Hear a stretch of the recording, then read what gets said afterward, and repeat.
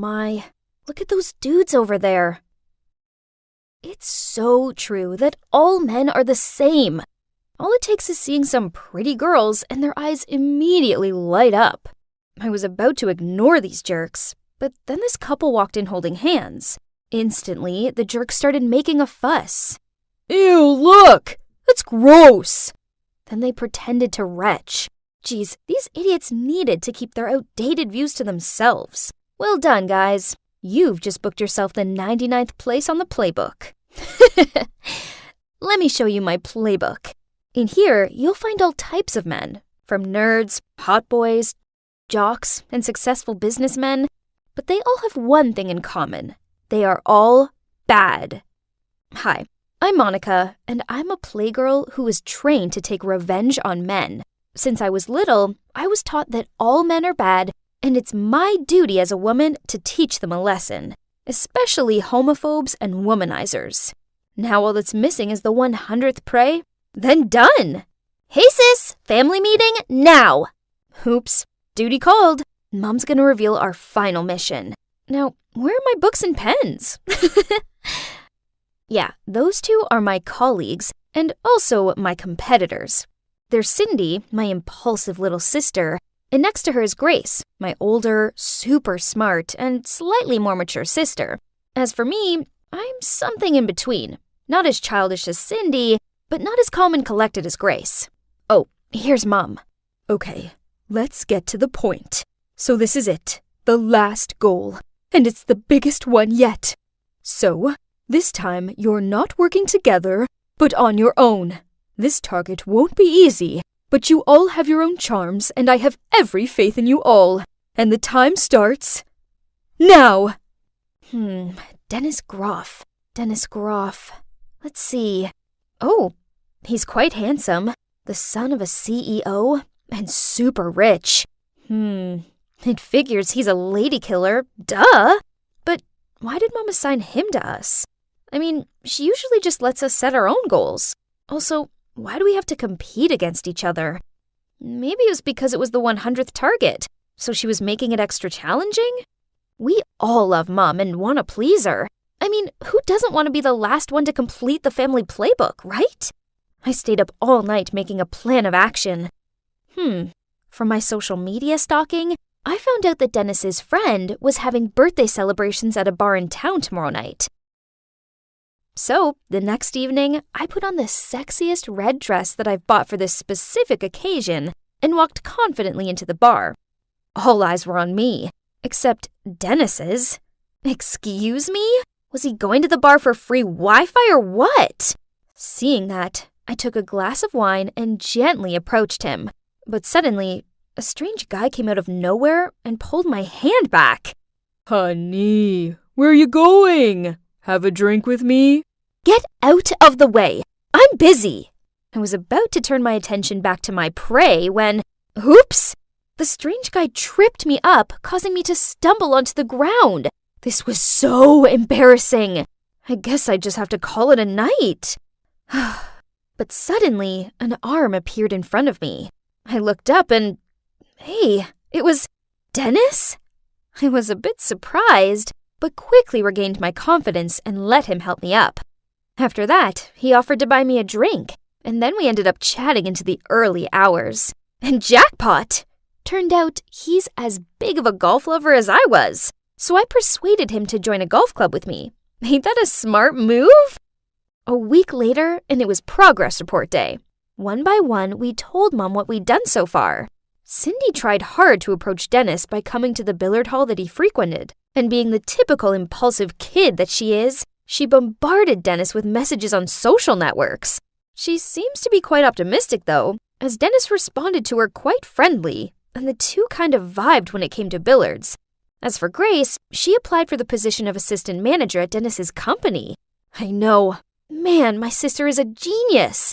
She even said that she already felt some chemistry going on, as he wouldn't take his eyes off of her. Mom seemed impressed with the progress we'd made so far. Everyone's attained certain achievements, but sure thing, I was still in the lead. I felt it. I don't know if I'm being delusional, but Dennis and I were getting so close, and he had also shown some gestures of concern for me. Anyway, it appears that I'll have to work even harder than I first thought to win this one. Yeah, I did used to wonder if what Mom always said about men was 100% true, and why my sisters and I had to do all this. Until one day, back when I was 16, that day, I was going into my mom's room to borrow some jewelry for catfishing when I found an open notebook on the ground. Curious, I picked it up and discovered it was Mom's diary. And it was in a tragic story. She once fell deeply in love with a man, but then ran into him with someone else. Worse, she didn't even have a chance to confront him. Instead, she got his message right away. I knew the truth already. You're not a real woman. We're over. Not a real woman was what that Nick called my mom. Ridiculous! Just because my mom is a transgender?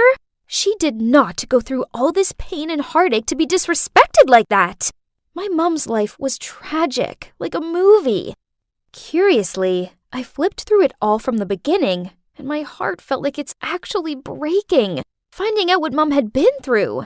Turned out, she and Nick were part of a group of 3 back in high school, alongside Maureen. Nick and Maureen were a couple, so my mom, as Jack at that time, had to keep her love from Nick a secret and poured it all into this diary.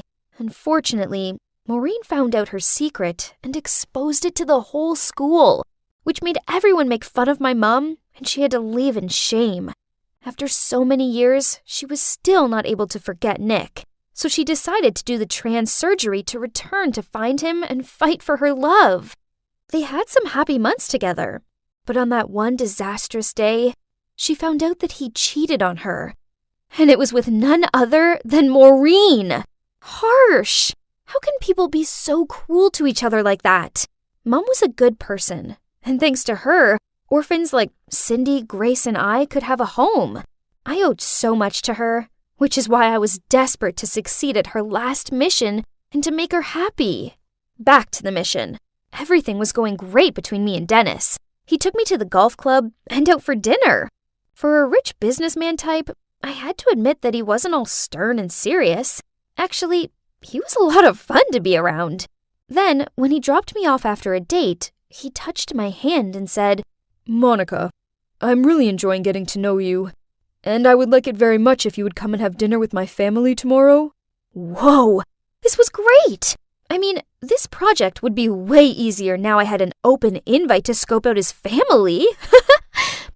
But no, what is this feeling? I had butterflies in my stomach, and my palms were sweaty.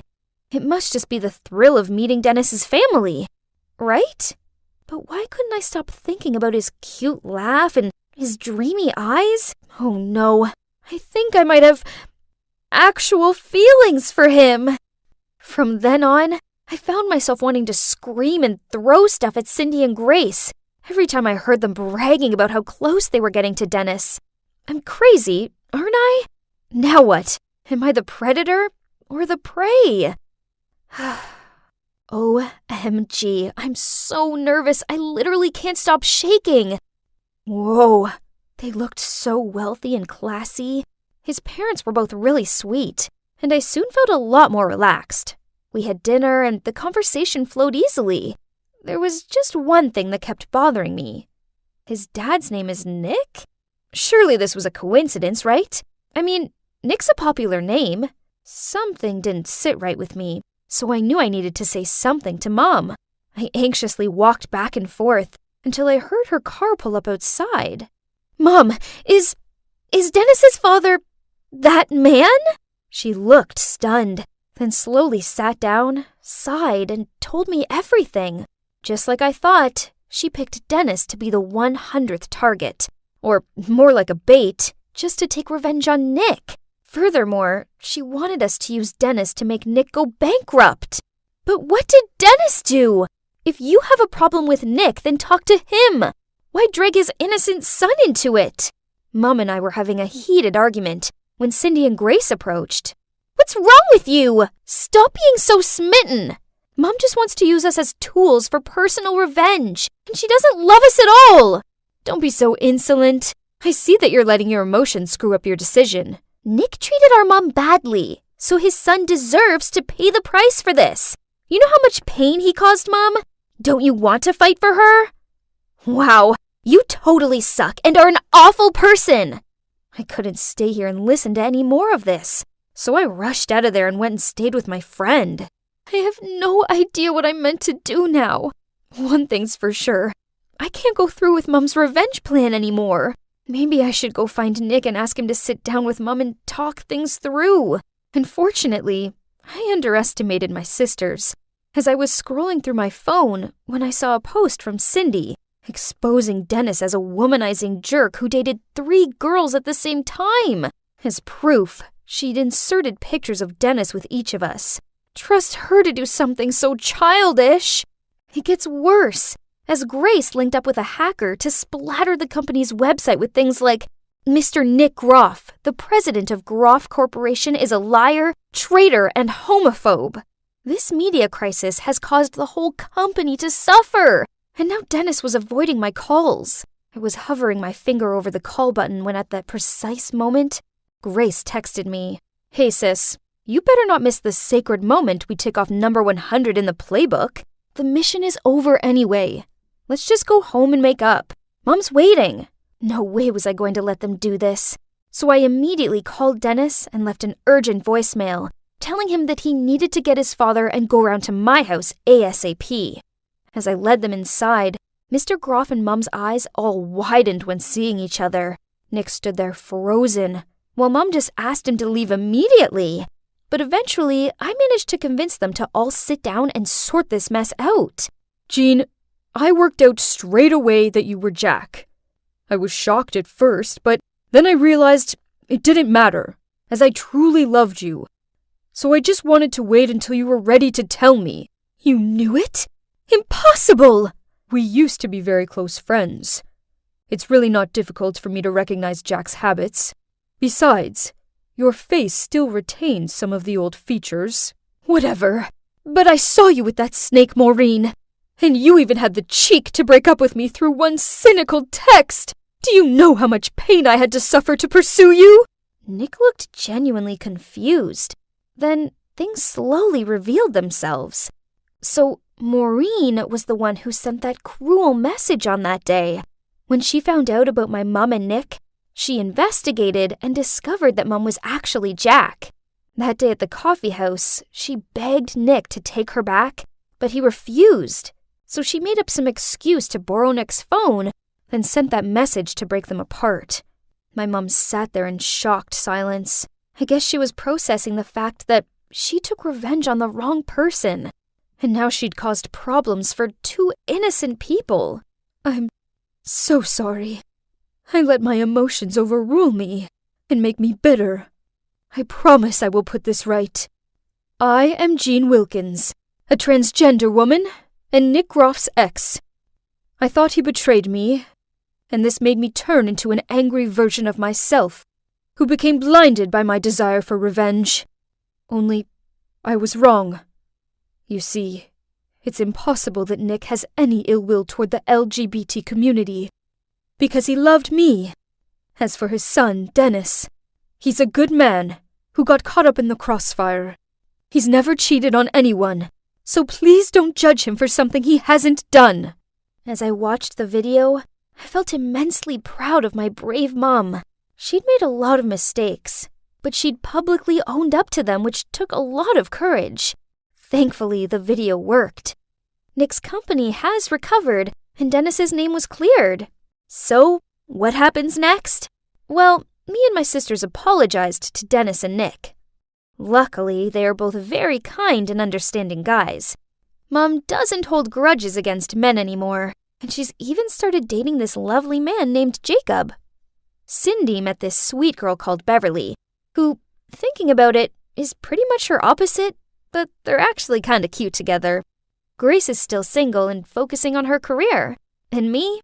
I will never touch this ever again, 'cause I'm sticking with this prey forever.